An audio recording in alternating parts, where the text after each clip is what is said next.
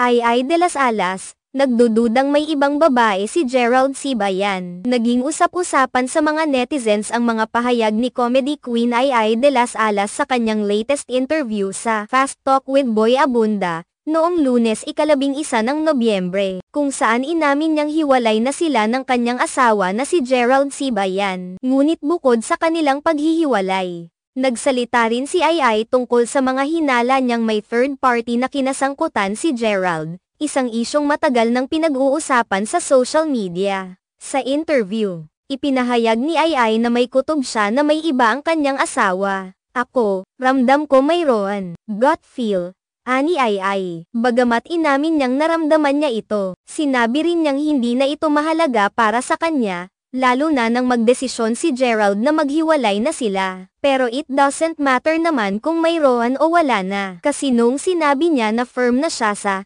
kanyang decision, wala na naman akong lalaban, diba? Dagdag pa ni Ay, wala nang saysay para sa kanya na lumaban pa. Lalo na't klaro na sa kanya ang desisyon ni Gerald na tapusin na ang kanilang relasyon. Ayon pa kay Ay, kung ipinagpatuloy pa niya ang kanilang relasyon at nagstay sa kabila ng desisyon ni Gerald, alam niyang hindi na magiging maganda ang kalalabasan nito. Pag lumaban pa kasi ako, kunyari nagstay ako, parang alam ko naman yung magiging ending, yung dignity ko and yung self-worth ko, mawawala na yun. Magtira naman ako, paliwanag ni Ay. Ipinakita ni Ay ang kanyang lakas at determinasyon na hindi hayaang mawalan siya ng respeto sa sarili, kahit pa ito ay magdulot ng sakit. Maliban sa isyong may third party, nagbahagi rin si Ay ng iba pang detalye tungkol sa kanilang relasyon, kabilang na ang isang insidente noong 2019 na nagdulot ng tiwala sa pagitan nila ni Gerald.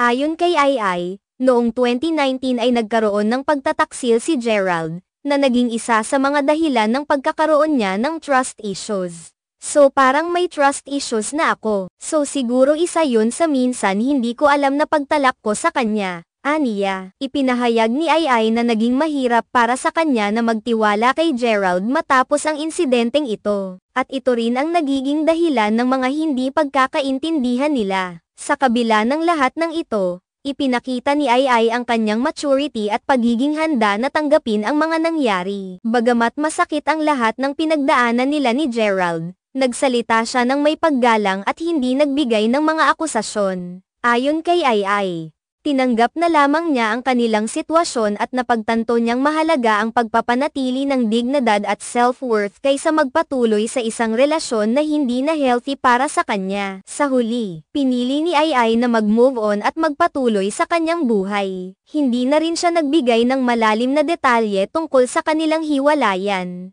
Ngunit malinaw sa kanyang mga pahayag na nais niyang makatawid at magpatuloy sa mga positibong bagay sa kanyang buhay. Ang pagiging bukas ni Ay tungkol sa kanyang mga nararamdaman ay nagpapakita ng kanyang tapang at lakas sa harap ng mga pagsubok at nagbibigay inspirasyon sa marami na maging matatag sa kabila ng mga personal na problema. Sa kabila ng sakit ng hiwalayan, patuloy pa rin ang suporta ni Ay mula sa kanyang mga fans. Ang kanyang openness at pagiging totoo sa sarili ay isa sa mga dahilan kung bakit marami ang humahanga at nagmamahal sa kanya. Hindi lamang bilang isang komedyante kundi bilang isang tao na nagsusumikap at natututo mula sa mga karanasan. Sa kabila ng lahat, nagsisilbing aral ang buhay ni Ay na hindi dapat mawalan ng lakas at pag-asa, anuman ang mga pagsubok na dumarating.